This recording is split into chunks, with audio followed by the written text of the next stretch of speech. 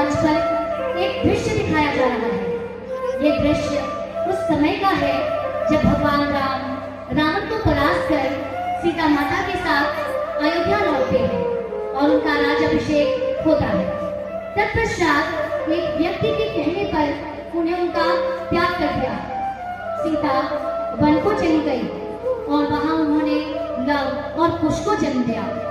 Love और कुश जो अब बाल्य अवस्था में प्रवेश कर चुके हैं, वो अपनी माता सीता की आज्ञा लेकर अपने पिता मर्यादा पुरुषोत्तम भगवान राम के राज्य का भ्रमण करने के उद्देश्य से अयोध्या आते हैं।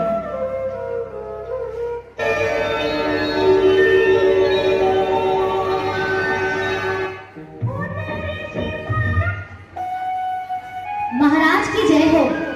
महाराज, दो बालक आए हैं, बड़े ही सुंदर हैं और राम कथा का तो बहुत ही सुंदर गुणगान कर रहे हैं।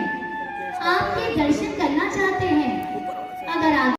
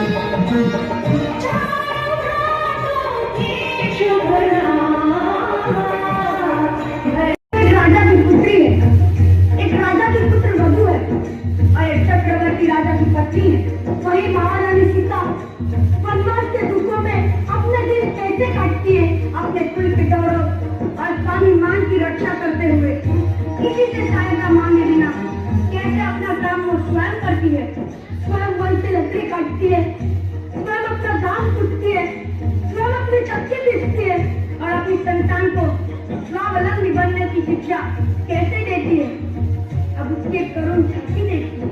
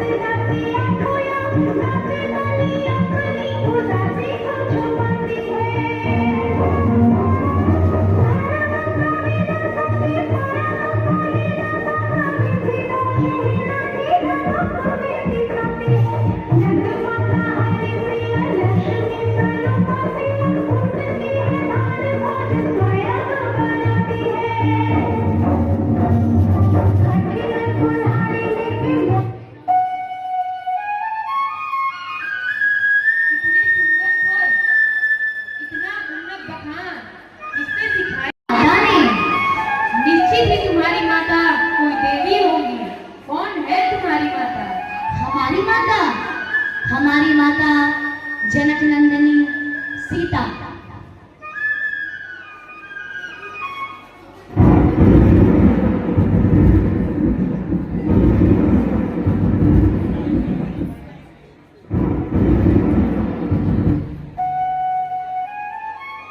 क्या तुम्हें अपने पिता के बारे में ज्ञात है? हाँ, हमारी माता ने हमें बताया है। क्या बताया है? यही कि मर्यादा पुरुषोत्तम भगवान श्री राम यानी आप हमारे पिता हैं। प्रणाम पिताश्री।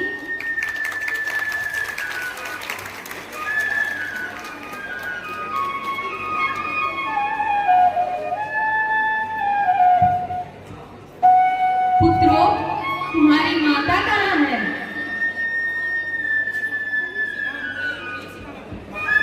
हाँ, हमारी माता यही है, हमारे साथ आई है। पर आज वो सीता बनकर नहीं आई, एक नारी बनकर आई है जो अपने अस्तित्व पर उठे सवालों का जवाब मांगेगी और इस सभा को जवाब देना होगा। जोरदार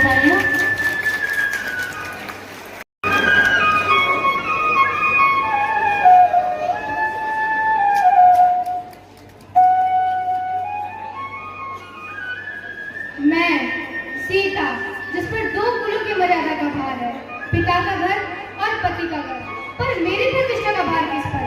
मैं वो असहाय सीता जिसने वनवास का ताप ग्रह को बिठा दिया, फिर भी अपनी भावनाओं की प्रतिष्ठा का उत्तरदायित्व कौन है?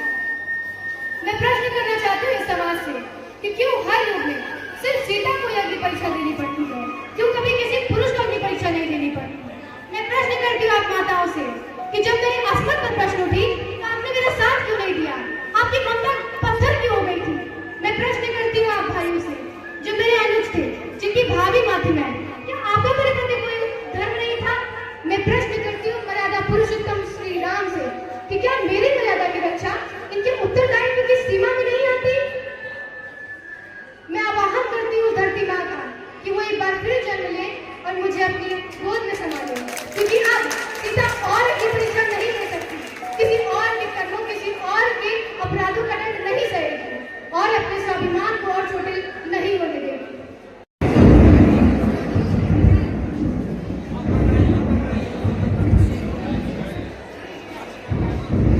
एक बार ताली बजाएं, धरती माँ आ गई है और अब ये सीता माता को अपने गोद में ले जाएंगी। चलो पुत्री, मैं तुम्हें अब इस धरती पर और तड़पता नहीं देख सकती। अब तुम कोई और अपनी परीक्षा नहीं दोगी। आओ मैं तुम्हें विश्राम देती हूँ।